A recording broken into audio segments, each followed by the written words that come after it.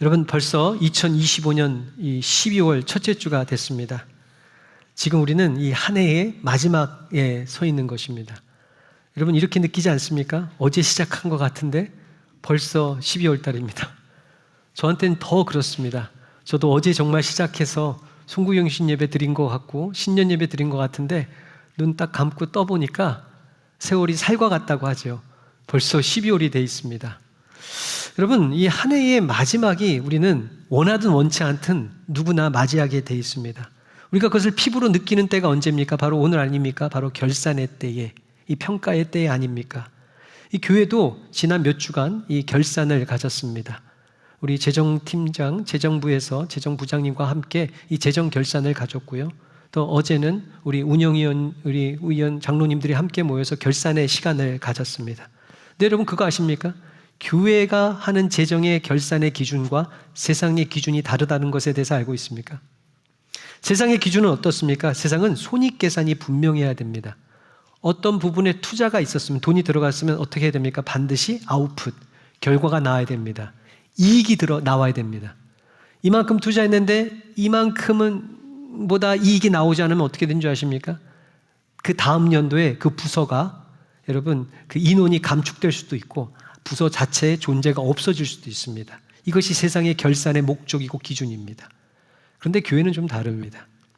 교회는요, 여러분, 투자라고 얘기하지 않습니다. 교회는 쓰여졌다라고 얘기합니다. 얼마를 남겼냐라고 얘기하지 않습니다. 얼마나 쓰여졌냐라고 얘기합니다. 무엇을 위해 쓰여졌느냐라는 것을 중점적으로 보냐면 하나님의 나라, 하나님의 뜻을, 하나님의 영광을 위해 얼마만큼 잘 지혜롭게 쓰여졌느냐가 교회의, 여러분, 이 결산의 가장 중요한 점입니다. 그래서 지금 당장은 우리가 쓰여진 만큼 열매나 결과가 나오지 않아도 이것이 목적이 바르다면 괜찮습니다. 오히려 내년에 더 많은 것들을 위해서 헌신하고 수고할 수 있습니다. 그러나 분명한 사실이 있습니다. 마지막 때에는요, 하나님께서 반드시 하나님의 교회를 다시 결산하실 것이다 라는 사실입니다. 요한계시록에 보면 하나님께서 그 7교회, 대표교회, 초대교회를 세워놓고 그들을 향해서 결산하시는 과정을 우리 가운데 보여줍니다. 에베소 교회, 라오디아 교회, 이런 빌립보 교회, 수많은 교회들을 통해서 하나님 어떻게 그들을 결산하시는지에 대한 과정을 우리에게 알려주고 있습니다.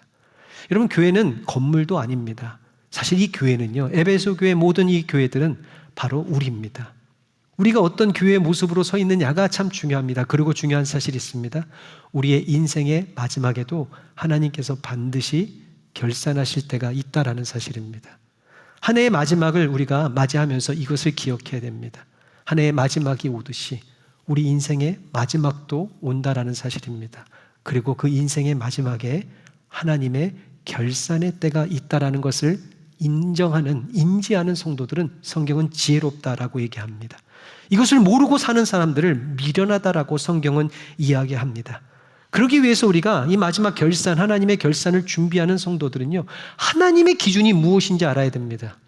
세상의 기준과 교회의 기준이 다르듯이 우리가 알고 있는 기준과 하나님의 기준을 만만하게 똑같이 보면 안 됩니다. 성경에 보면 하나님이 어떠한 기준으로 우리를 마지막 때에 결산하시는지에 대해서 너무나 자세하게 많은 부분에 걸쳐 우리에게 알려주고 있는 것을 보게 됩니다. 특별히 오늘의 말씀, 불의한 청지기에 대한 이유가 그 중에 가장 중요한 하나님의 기준에 대해서, 심판과 결산의 기준에 대해서 우리에게 말씀해주고 가르쳐주고 있습니다. 여러분, 불의한 청지기에 대한 이야기를 통해서 결산의 기준이 무엇인지를 정확하게 알려주십니다. 말씀은요, 변하지 않는 진리입니다. 하나님께서 이 말씀을 통해서 이와 같이 우리에게 알려주셨다면 하나님은 반드시 이러한 기준으로 우리를 마지막 때를 결산하실 줄을 믿습니다. 한번 그러한 마음을 통해서 한번 우리가 말씀을 살펴보기 원합니다. 먼저 왜 이가 불의한 불의한 청지기인지에 대해서 한번 살펴보기 원합니다. 청지기면 청지기인데 왜 이 사람이 불의한 사람이 되었는지를 좀 살펴보기 원합니다.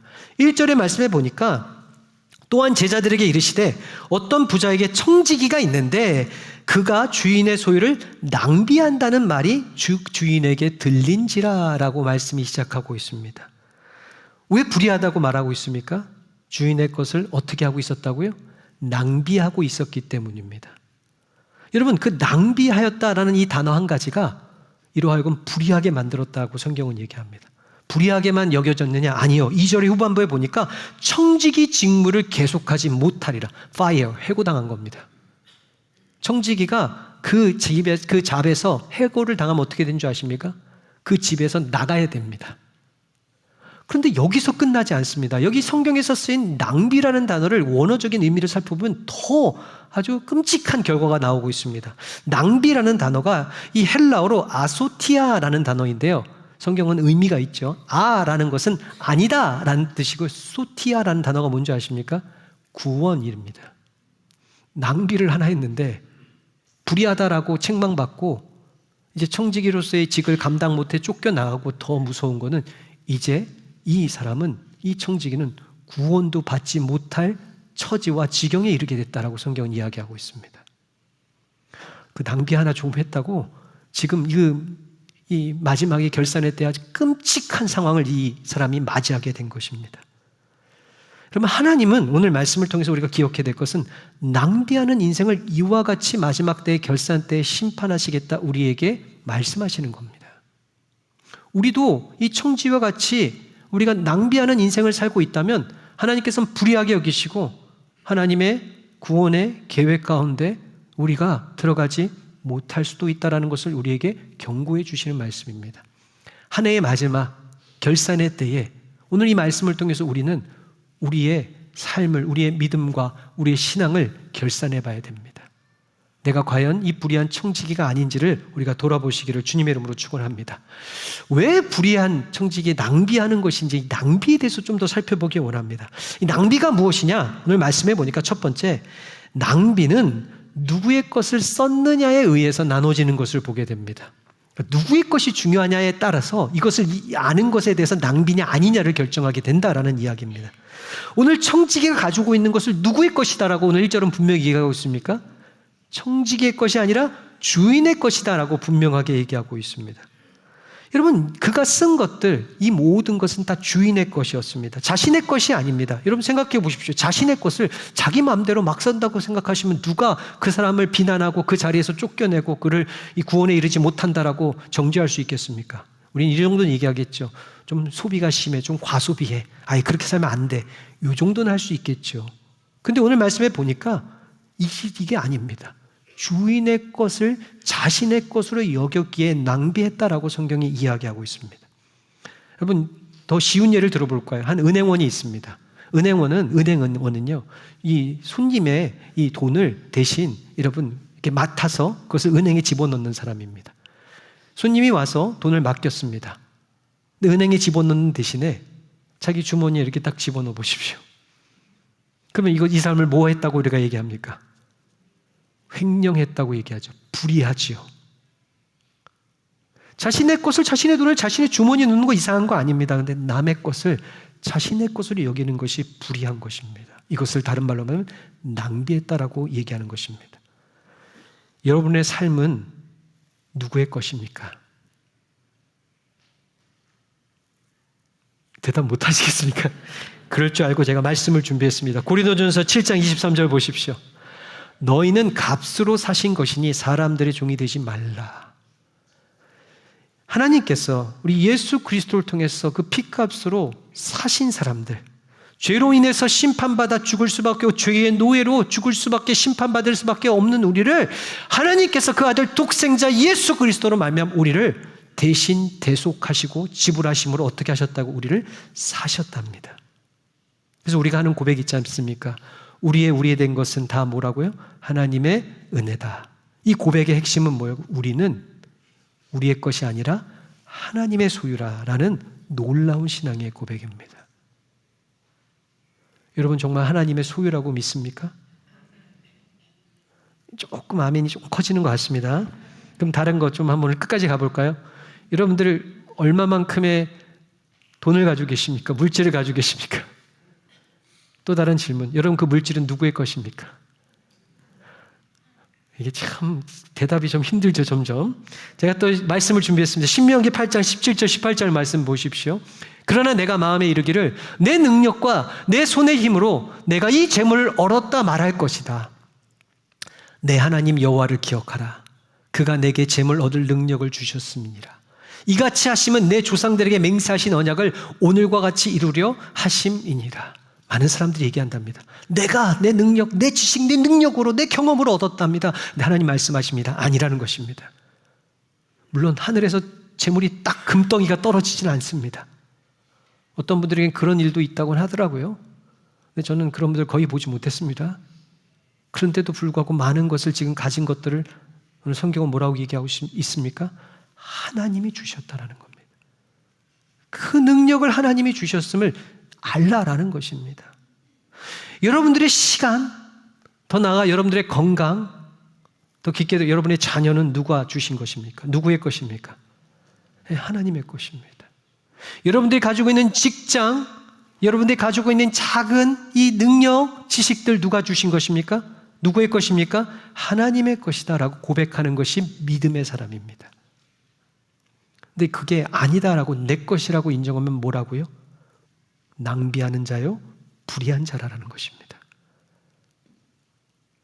이 결산의 때에 우리는 지금 한 해의 마지막에 나와 있습니다. 하나님께서 여러분 이 말씀을 통해서 질문하십니다. 한 해에 우리가 누려왔던 이 모든 것이 누구의 것이냐, 누구의 은혜냐라고 묻고 계십니다. 때로는 우리 삶에 다가왔던 고난들조차도 누구에게 속한 것이냐라고 주님은 우리에게 묻고 계십니다. 우리 마지막 때 우린 얘기합니다. 내가 운이 좋았는데요. 내가 얼마나 수고하고 애썼는데요. 내가 얼마나 많은 것을 투자하여 이런 자녀들을 키웠는데요. 라고 얘기한다면 지금 우리는 낭비하고 있는 것입니다. 우리는 지금 불의한 자리에 서 있게 되는 것입니다. 여러분, 바랄까 원하옵기는 이 한 해의 마지막 때의 결산의 때에 하나님의 것을 하나님의 것이다 라고 인정하시고 믿음으로 선포하시는 우리 귀한 성도들 되시기를 주님의 이름으로 축원합니다. 청지기가 무엇입니까? 청지기는 내 것이 아니라 맡겨짐을 당하였다라는 뜻입니다. 성경에 보면 한 농부들의 포도원 농부들의 비유가 나옵니다. 주인이 포도원 농부들을 하이어했습니다. 그리고 그 포도원을 얼마나 이쁘게 가꿔줬는지 모릅니다. 혹시라도 들짐승이 들까봐 울타리를 쳐줬습니다. 혹시라도 원수들이 도둑들이 들어올까봐 긴 큰 망대까지 세워줬습니다. 가장 좋은 땅에 이와 같은 포도원을 만들어줬습니다. 그리고 농부들을 그곳에서 일하도록 맡겼습니다. 몇 해가 지나서 주인이 그 종들을 보냈습니다. 다른 종들을 보내서 거기서 얻은 얼마만큼을 나에게 다시 가져오라 라고 이렇게 보냅니다. 이 농부들이 갑자기 마음이 바뀌었습니다. 주인의 것인데 자신의 것으로 만들기 원했습니다. 주지 않습니다. 그것을 가지러 왔던 이 다른 종들을 때립니다. 모욕합니다. 죽이기까지 합니다. 이제 주인이 마지막으로 그래, 이 만만한 종들이니까 이랬나 보다 하면서 그 아들, 하나밖에 없는 아들을 보냅니다. 이 아들을 보내면 이들이 인정하겠지, 돌려주겠지라고 얘기했더니 아니다 다를까요? 저 아들만 죽이면 이게 다 내 것이 되겠구나 하면서 그 아들마저 죽여버립니다. 주인이 얘기합니다. 곧 군대를 일으켜 그 모든 농부들을 벌하겠다라고 말씀하십니다. 우리의 모습 아닙니까? 하나님이 주셨는데, 하나님 맡기셨는데 내 것이랍니다. 내 것을 왜 다시 하나님이 자기 것이냐라고 우리는 반문할 수 있습니다. 그런데 이것이 성경은 불의하다라고 얘기합니다. 낭비했다라고 얘기합니다. 여러분, 이 말씀이 우리 가운데 이 마지막 때에 우리 마음에 깊이 새겨지기를 주님의 이름으로 축원합니다. 우리 입술을 통해서 나의 나된 것은 다 하나님의 은혜요 하나님의 것이다 라고 고백하시는, 낭비하지 않는 인생을 사시기를 주님의 이름으로 축원합니다. 그리고 두 번째, 낭비는 누구의 뜻을 따라 쓰느냐에 따라 결정된다라는 사실을 알고 계십니까? 하나님의 것이라면 무엇을 뜻에 따라 쓰는 것이 낭비하지 않는 것입니까? 하나님의 뜻에 따라 쓰면 낭비하지 않는 것입니다. 반대로 하나님의 것인데 내가 보기에 아무리 효율적이고 아무리 능률적인 것 결과를 냈다 할지라도 주인의 뜻과 다르면 그것은 낭비한 것입니다. 교회 공동체도 그렇지 않습니까? 하나님께서 맡겨주신 것입니다. 여러분을 통해서 우리에게 허락하여 주신 것을 하나님의 뜻을 위해서 아무리 많이 쓰면요, 낭비한 게 아닙니다. 근데 하나님의 뜻과 다르게 목사가 갑자기 정신이 돌아서 목사를 높이기 위해서 막 사용해 보십시오. 그래서 결과가 좋았습니다. 그걸 낭비라고 얘기합니다. 중직자들이 다른 더 좋은 일이 있습니다. 우리 교회에 어떤 이름들을 알릴 수 있는, 광고할 수 있는 일들이 있습니다. 이렇게 썼습니다. 그래서 광고가 됐고 교회가 유명해졌습니다. 하나님 보시기에 낭비가 될 수도 있다는 사실입니다. 여러분, 여기서 중요한 게 있습니다. 하나님의 뜻대로 쓰여야 됩니다. 하나님의 것이 맞다라고 인정되어진다면 낭비하지 않는 인생은 하나님의 뜻을 위하여 쓰는 것입니다. 바로 이 15장, 16장 전에 15장에 보면 우리가 너무나 잘 아는 탕자의 비유가 나옵니다. 누가복음 15장 13절에 이렇게 나오고 있습니다. 그 후 며칠이 안 돼요. 둘째 아들이 재물을 다 모아가지고 먼 나라에 가 거기서 허랑방탕하여 그 재산을 낭비하였더니, 그 재산은 누구의 재산입니까? 아버지의 재산이었습니다. 근데 아버지가 달라니까 줬습니다. 그리고 그 재산을 가지고 어떻게 했습니까? 허랑방탕하여 낭비하였다. 여기서 이 허랑방탕이라는 단어가 보니까요, 아소토스라는 단어로, 이것은 단순히 그냥 방탕하다 이런 의미가 아니라 자기 중심, 자기 쾌락을 위해서 썼다라는 원어적인 의미가 있습니다. 허랑방탕하는 건 다른 게 아닙니다. 낭비하는 것은 다른 게 아닙니다. 아버지가 그 아들에게 왜 좋겠습니까? 그 아들에게 그것을 줌으로 아버지가 원하는 곳에 쓰라 하면서 기대를 가지고 줬습니다. 내 아들이니까 내가 주면 내가 내 대신하여 좋은 데 쓰겠지 하는 마음으로 줬습니다. 근데 그 아들이 그것을 가져다가 자기의 쾌락과 자기의 만족과 자기의 즐거움과 자기의 기쁨을 위해서만 썼다라는 것입니다. 이것을 성경은 허랑방탕, 다른 말로 뭐라고요? 낭비하는 인생이라는 것입니다.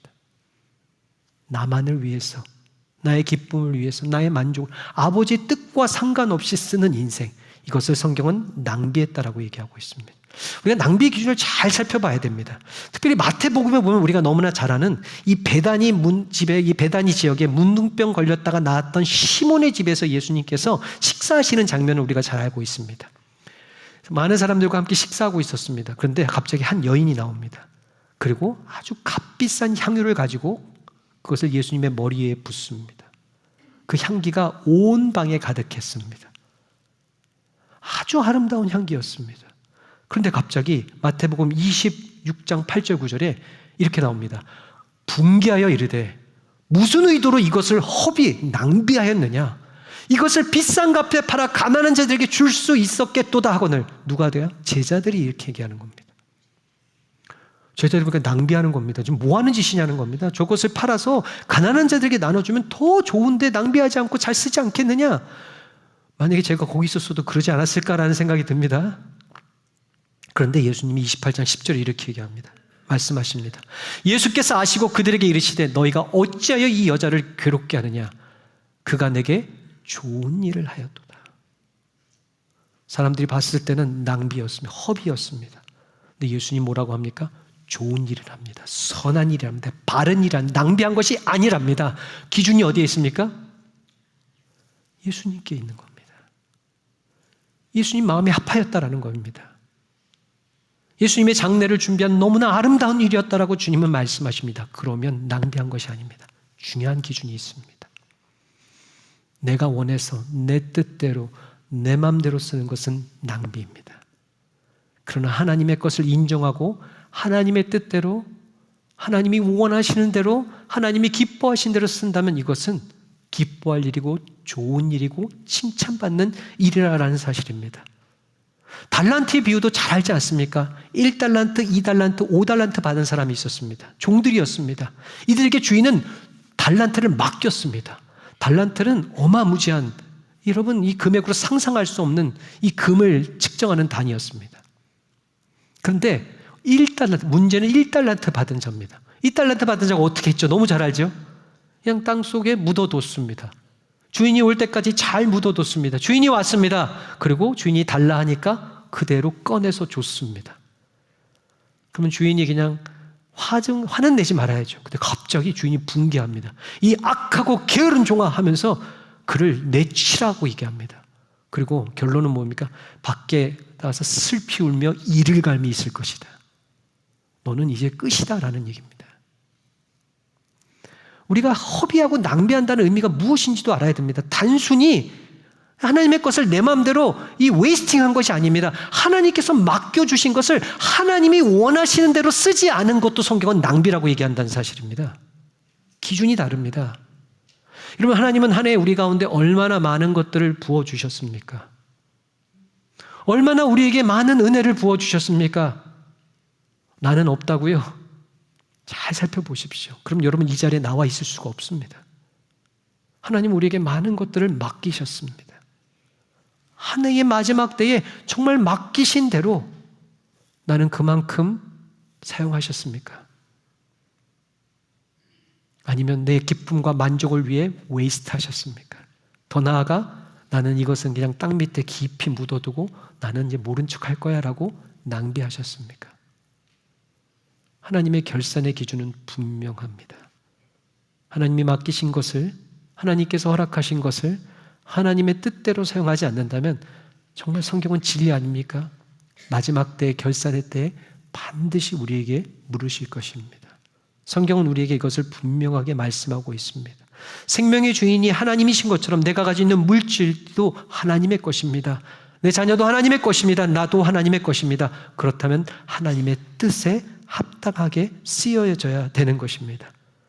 당자와 같이 아버지의 뜻과 상관없이, 불의한 청지기 같이 주인의 뜻과는 상관없이 1달란트 받았던 패역한 종처럼 아무렇게도 사용하지 않는 이 모든 것이 낭비하는 인생이다라고 성경은 우리에게 말씀하고 있습니다. 한 해의 마지막에 낭비하지 않으시기를 주님의 이름으로 축원합니다. 우리 세 번째, 그렇다면 이 낭비라는 기준이 또 성경은 뭐라고 얘기하고 있느냐? 지금의 기쁨을 위해서 쓰느냐, 나중을 위해 쓰느냐에 따라서 나눠진다라고 얘기하고 있습니다.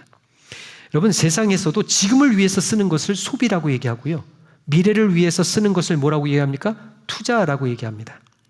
투자는 지금이 아닌 미래를 위해서 준비하는 것입니다. 미련한 사람들은요, 나중이 없습니다. 지금이 중요한 겁니다. 가끔 저희 자녀들에게 뭔가 저희 어머님이 오셔서 용돈을 주면요, 당장 받은 날 다 쓰려고 합니다. 아니야, 나중을 위해서 남겨도 절대로 안 믿습니다. 지금 눈앞에 보이는 건 써야 되는 겁니다. 이 어린아이들은 좀 미련할 때가 있죠. 근데 성인 어른아이도 있더라고요. 있으면 다 써야 됩니다. 누구를 위해서요? 내 만족과 내 기쁨을 위해서. 많이 하는 말이 있죠. 수고했어. 나한테 선물 좀 해야지. 여러분, 이 삶이 왜 미련한 것이냐라고 성경은 낭비하는 인생이라고 얘기합니다. 분명 청지기가 주인의 소유를 허비했습니다. 그래서 그 허비한 것을 의롭다고 얘기하지 않습니다. 옳지 않았다고 얘기합니다. 악하다고 얘기합니다. 그래서 이제 그가 해고되게 되었습니다. 그 집에서 쫓겨나게 되었습니다. 오히려 구원에 이르지 못하는 자리까지 서게 되었습니다. 그런데 놀라운 여기 말씀이 있는 거 아십니까? 주인이 불렀습니다. 그리고 너 이렇게 했으니까 넌 해고야. 너 이제 끝이야. 너 이제 구원받지 못해라고 선포를 하셨습니다. 그런데 당장 집행하지 않는 겁니다. 여러분 같으면 어떻게 하시겠습니까? 잡아다가 당장에 감옥에 집어넣어야죠.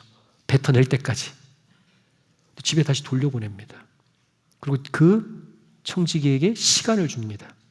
청지기가 어떻게 하고 있습니까? 16장 3절 4절에 보십시오. 청지기가 속으로 이르되 주인이 내 직분을 빼앗으니 내가 무엇을 할까? 땅을 파자니 힘이 없고 빌어먹자니 부끄럽구나. 내가 할 일을 알았도다. 이렇게 하면 직분을 빼앗긴 후에 사람들이 나를 자기 집으로 영접하리라 하고. 여러분, 그 순간에 무엇을 깨달았습니까? 잠깐의 시간 동안에 그가 깨달은 게 있습니다.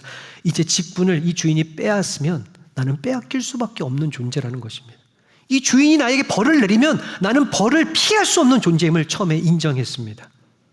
여러분, 이게 쉬운 일이라고요.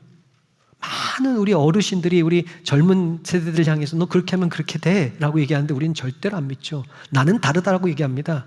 근데 오늘 이 청지기는요, 그것을 그대로 믿었습니다. 심판하면 심판을 받을 수밖에 없는 존재구나. 그리고 또한 자신의 연약함도 알았습니다. 땅을 파자니 힘이 없다라는 겁니다. 피로 먹자니 부끄러움이 넘쳐난다라는 겁니다. 이것을 인정하는 게 쉬운 줄 아십니까? 그렇지 않습니다. 우리 자존심이 강하죠. 근데 오늘 이 청지기는요, 나는 힘이 없고 나는 연약한 존재이고 나는 부끄러움이 많은 존재라는 것을 인정했습니다. 그리고 여기서 끝이지 않습니다. 가장 중요합니다. 해야 할 일을 열심히 찾았습니다. 그리고 한 가지를 찾았습니다. 주인에게 빚진 사람들을 불러들이기 시작했습니다. 그리고 기름 100마를 빚진 자에게는 어떻게 줬습니까? 50% 탕감해 줬습니다. 그리고 밀 100석을 빚진 사람에게는 몇 퍼센트? 20%를 탕감해 주는 겁니다. 그러면 사실 솔직히 따지면 더 악한 거 아닙니까? 주인의 것을 더 축낸 겁니다. 더 지금 징계를 벌 받으려고 발악을 하는 겁니다. 그런데 그가 그렇게 했던 이유 중에 하나는 무엇입니까? 혹시라도 이렇게 해주면 나중에 자기를 불쌍히 여겨서 영접해 주지 않을까, 돌보아 주지 않을까라는 작은 기대를 가지고 했던 액션이었습니다. 그런데 오늘 말씀해 보니까 8절에 보십시오. 마치 기다렸다는 듯이 주인은 계속 지켜보고 있었습니다. 그리고 하는 말입니다. 주인이 이 옳지 않은 청지기가 이를 지혜롭게 하였으므로 칭찬하였으니. 여기서 말하는 칭찬은요, 그냥 잘했다 이렇게 등 토닥이는 정도가 아닙니다. 이 칭찬이라는 원어적인 의미는요, 큰 상급을 그에게 주었다는 겁니다. 아니 지금 뺏어도 지금 모자른 판에요, 칭찬하고 상급을 줬다. 이 세대의 아들들이 이 자기 시대에 있어서는 빛의 아들들보다 더 지혜롭다. 이 한 행동이 불의한 중 이 세대의 아들들의 대표적인 모습이었답니다. 죄악으로 인해서 심판받을 수밖에 없는 모습이었답니다. 근데 그게 주인이 뭐라고요? 믿는다는 한 사람들보다 더 지혜롭다라고 칭찬하고 인정하는 겁니다. 이 하나의 작은 순간에, 마지막 남은 작은 모먼트에 그가 했던 이 모습이 칭찬받고 지혜로운 사람이라 인정받아 어떻게 됐다고? 이제는 집에서 쫓겨난 자리에서 삶이 상급받는 자리로 역전이 됐다라고 얘기합니다. 이 주인의 마음입니다. 여러분 지금 우리 한 해의 마지막에 와 있죠. 여러분 11개월 동안 어떻게 사셨습니까? 오늘 말씀을 통해서 우리가 반드시 깨달아야 될 게 있습니다. 옆에 사람을 보면 안 됩니다. 너가 불의한 청지기야, 이게 아니에요. 하나님의 말씀은 나에게 오지요. 나를 비추죠. 내가 불의한 청지기가 아닌가를 우리는 생각해 봐야 됩니다. 아니요, 오히려 결단이 돼야죠. 보십시오. 여러분 정말 한 해 동안 여러분에게 주신 모든 것을 하나님의 것이라고 여겼습니까? 아니면 내 것으로 여기셨습니까? 하나님을 위해서 사용하셨습니까? 나의 만족과 나의 기쁨을 위하여 허랑방탕하게 사용하셨습니까? 우리가 이쯤에서 하면 깨달아야 됩니다. 아, 난 낭비하는 인생을 살았구나.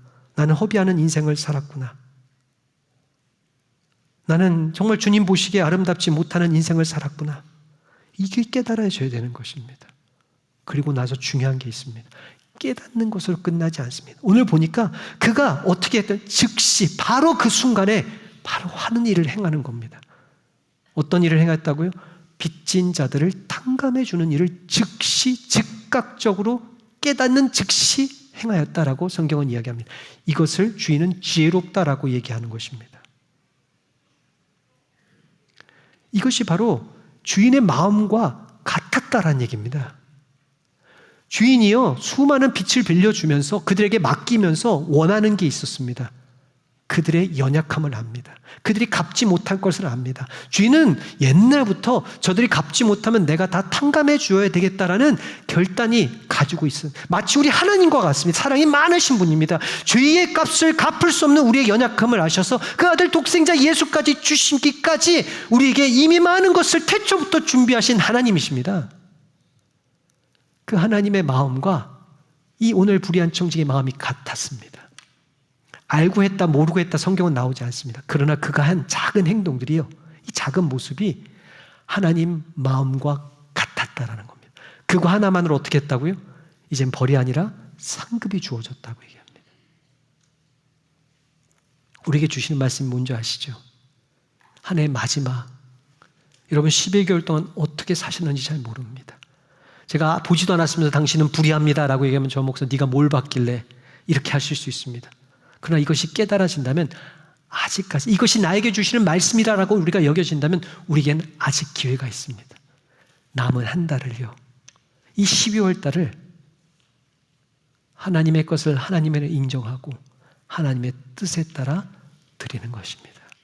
사용하는 것입니다.